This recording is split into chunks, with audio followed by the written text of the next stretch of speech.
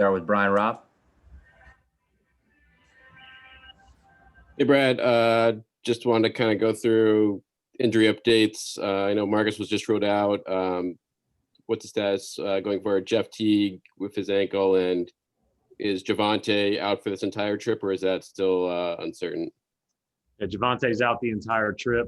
We're hopeful to have him back when the trip concludes.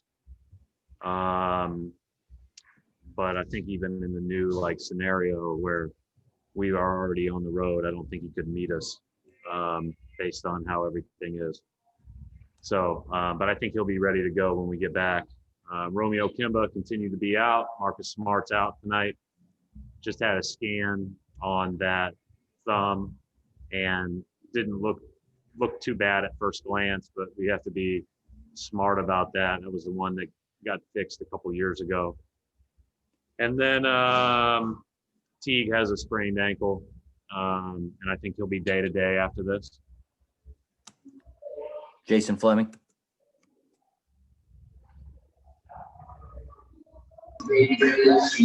Coach Stevens, how you doing, sir? You are facing a familiar foe with some different faces in the Toronto Raptors. No Serge Ibaka and no Marc Gasol. You recently had the departure of Gordon Hayward, but now Tatum and Brown have found their stride. Would you say that this is addition by subtraction? And what's the game plan knowing that you're going to be facing a fresh team? Well, I think Jason and Jalen were really good last year, too, when we had everybody there. And obviously we were a deeper team with more options. And I think that ultimately Jason and Jalen have done a magnificent job early on here of handling the additional load and responsibility that they have, simply because they're clearly the guys that we have to go to in many moments. And I think our team has done a pretty good job of recognizing that as well. With regard to the Raptors, we have utmost respect for the Raptors, the organization, the way they play, the coaching, the players. And, you know, the heart of that team is and has been, you know, the guys that they have back. And I think that those guys are going to be the guys that continue to be the guys they lean on. They've got good center play that they can rotate three different guys with Baines, Len, and Boucher. And then the perimeter guys are great. You know, when I look back and watch that series, that was a hell of a win for us.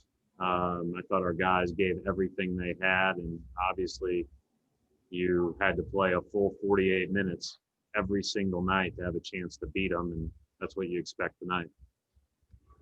Gary Washburn. Hey, Brad, do you plan to start Payton, and how are you going to manage your backcourt facing, obviously, Van Vliet and Lowry? I mean, that's a hell of a probably assignment for Payton, and I'm sure Tremont will now get minutes. Like, how are you going to manage that when you're facing an all-star backcourt?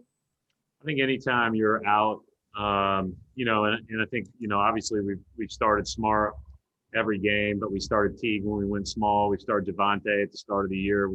So we're out several guys that could potentially fill that spot in the starting lineup. But I think, you know, it's a lot less to me about starting than it is about figuring out how you can manage the rest of the game and make sure that our guys are in great position to be successful. It's kind of the same question as, you know, that I've answered a bunch with the double bigs. I know down the road we're going to have to be able to play that lineup. I know when Kemba comes back, we won't near as much. But I think that this is the time where we're going to have to figure out, especially with Smart out and how good Lowry and Van Vliet are, you know, we're going to have to figure out how to manage the whole 48 minutes, not only from the standpoint of guarding those guys, but also from the standpoint of, you know, generating offense. This is a great defensive team we're getting ready to play against. Both guys will get shots whether they start, come off the bench, whatever. It's more about how much we need what punch at what time of the game. Final two questions. We'll go to Mark D'Amico. Hey, Coach. Been a while since you guys played a basketball game in a new NBA city. Can you just take us through how unique this experience has been of going to a new city and playing in a new arena that you've never been to before? Well, it's 70 degrees and sunny, so I like that a lot. Like even though it didn't, at least got a chance to like walk out on the balcony in between breakfast and walkthrough. So that was nice. It's a beautiful arena. It's a beautiful setup. I know it's not ideal from Toronto's perspective, and you know, just because of, you know, you don't get a chance to play in your home city in front of your fans and at home. Like, you know, the bubble and being in Florida from late June in their perspective, when they went to Fort Myers or Naples and then all the way through their entire Orlando experience, then to have to flip around and again come back and leave their home would be really difficult. But this looks like it's an incredible setup, and it looks like they've done it as well as they could. Final question, Michael Grange.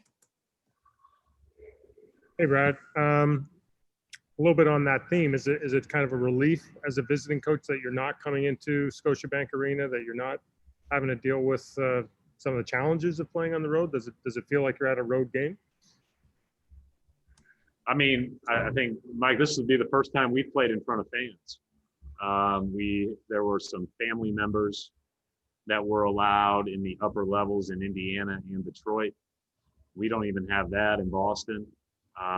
So this is the first time we'll even have fans in the crowd, which is a little bit unique, right?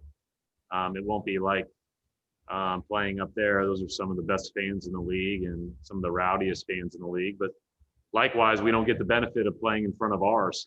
And so I think that probably all evens out. But it is pretty interesting that the first time we're going to play in front of fans is down here in Florida, in Tampa. All right, we'll wrap it up right there. Thanks, Coach.